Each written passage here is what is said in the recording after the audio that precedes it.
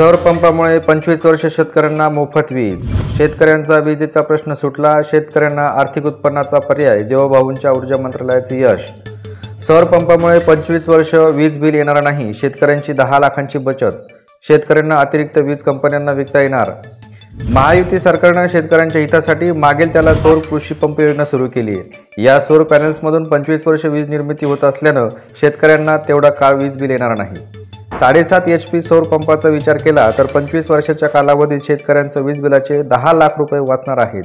तसेच सौर कृषी पंपांच्या पॅनल्समधून निर्माण होणारी अतिरिक्त वीज ग्रीडमधून पाठवून वीज कंपन्यांना विकता येईल.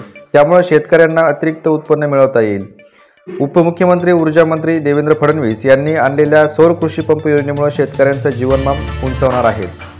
आज महाराष्ट्राची वाटचाल ही पेड पेंडिंग कडनं मागेल त्याला सौर पंप अशा प्रकारची होतीये.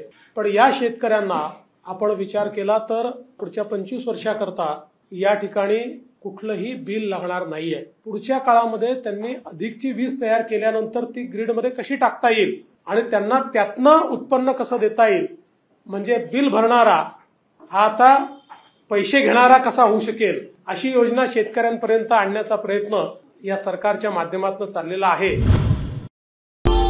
Subscribe now and press the bell icon. Never miss an update.